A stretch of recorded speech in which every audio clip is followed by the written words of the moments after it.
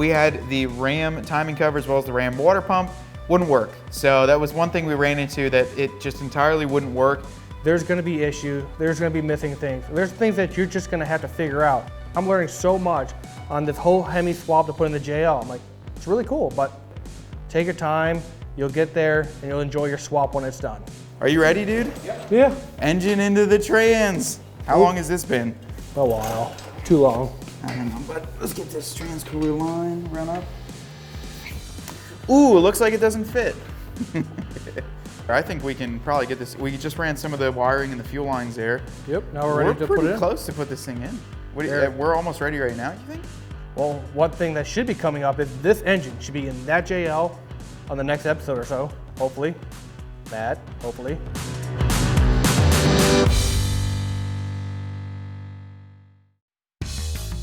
All right, Brendan, it's about time to get this engine in. Finally, it's taken us long enough. Between all the hardware we needed, everything up front here that I really want to swear about, but I can't because it's not kind of PG on camera. Yeah, it's all good. But we're now ready to get this thing in the Jeep. Yep, it's gonna be a little slow process getting in because we gotta figure out where the clearances for the heads are, but. A little bit, yeah, because it's a V8 and that was a V6. But that thing is big. It's got big. A lot of stuff hanging off. It's only got 2 more cylinders, that's all. It's just a little extra, but it'll make a little more power out of it too, Yeah. hopefully. So, how about we get this in? That's enough talking, let's do it. I'm super pumped to get this Hemi engine in there. It's been such a long process.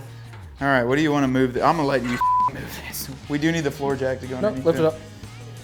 Remember, I gotta pick this up for a bit. Ready? Go. Watch the straps, dude. Good, because we're gonna be putting this at a different angle. Go, you're good.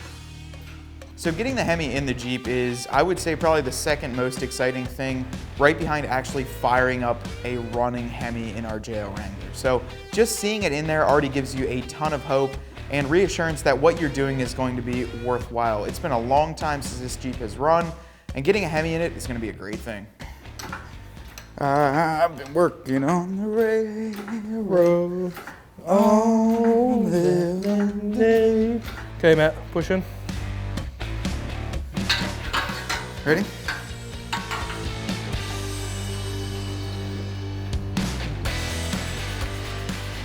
Good? Yep. It's got to clear those 3 bolts there. Yep. I'm gonna go up higher? Nope. Go. Yep. Just got one, but it'll slide down. Ready? Good? Yep. Any lines hanging it up? Nope. Go. Got to go up a little bit more. See? Trans? We hitting anything? Good, go. Push.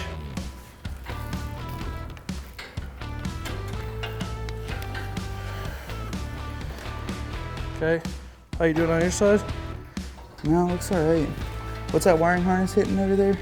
On your side? Nothing? Is that okay? Just...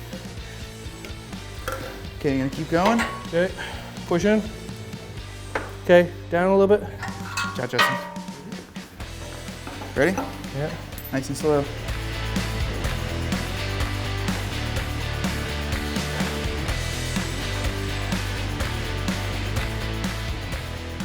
Good? Yep. And when you stop. Just trying to keep the trans lines clear. We gotta figure out where the clearance is of the new Hemi because it's got bigger head, it's a lot bigger engine. So we gotta take our time, slowly put it in, make sure it clears everywhere, and then see how it fits. Keep going. Okay, push in. Huh? Push in. Okay, 1 second. Ready? Yep.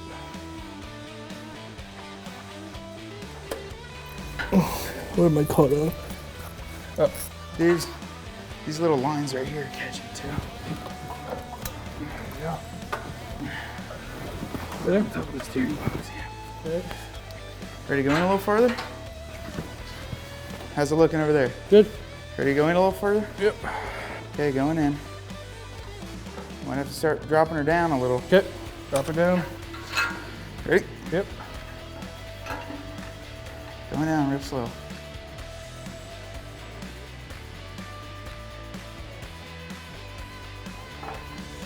How's it looking?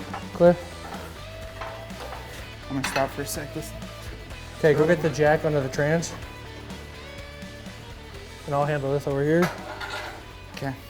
So when you work on a build of this magnitude, or really anything that's gonna take a lot of technical needs and just a lot of nitty-gritty, tightening down bolts, it really helps to have a teammate or a good friend of yours that can help out. Having Brendan and I work together means you can get two things knocked out at once, or you can have a second set of eyes on something that you're unsure of, which is really beneficial. With the engine, I can tell you there's a lot of times where I'm researching or doing something, Brendan's working on something else, and we're going back and forth. So it really helps. Grab yourself a friend, and plus you're gonna have a good time together, because sitting there by yourself, you can turn on the radio, you can listen to something like that, but being able to talk back and forth will reassure you, it'll reassure them, and you'll make sure the build is done right. Okay. Start lowering that down. It's hitting the... Lower down a little It's bit. got to come to the... Hang on. This has got to... It's got to shift like that. Okay. It'll settle itself out. Okay. You happy like that? Pretty happy. We had to modify the trans cross member just because with the Hemi in now, it pushes the transmission back probably half a foot, a couple inches. So we had to reslot the holes so the trans mount can fit right back in the same location. Yeah, there's still like swamp grass in our like pinion seal back here. Cool, we'll get it out. No, I'm just saying there's so much. Who took this thing through the mud? You did? Oh. Probably shouldn't even brought it up. Never mind about that swamp grass. There's none back here. All right. Scratch that from the video. Okay, gonna go down a little bit. Okay. I'm gonna stay where I am. I'm going down.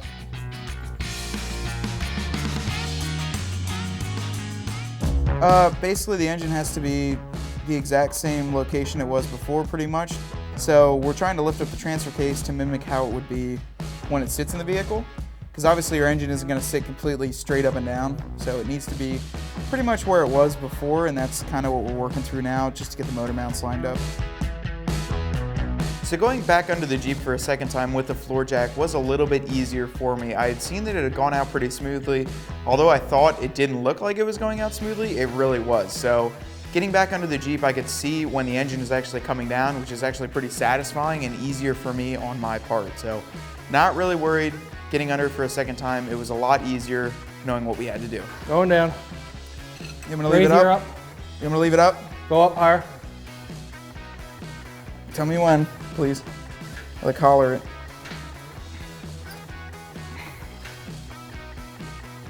You're hitting coolant lines up on the tunnel. Going down.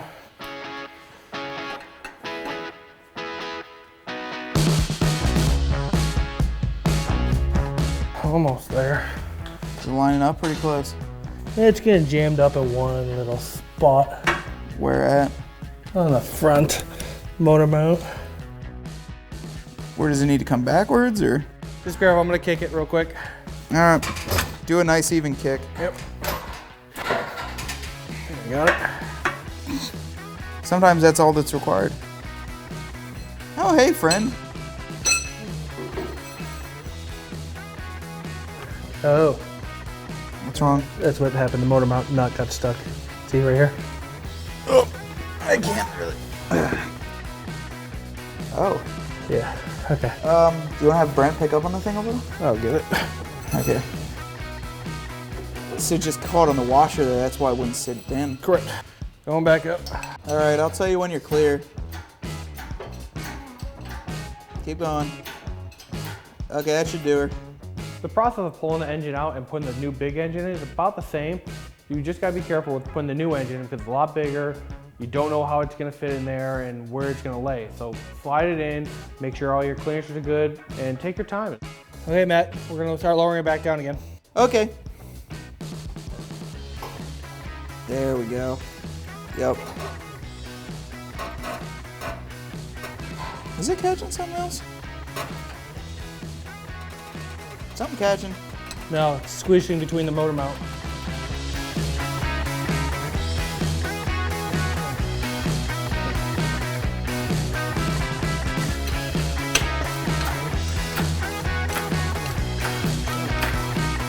So, I'm just trying to get my one motor mount bolt. He got a little stuck.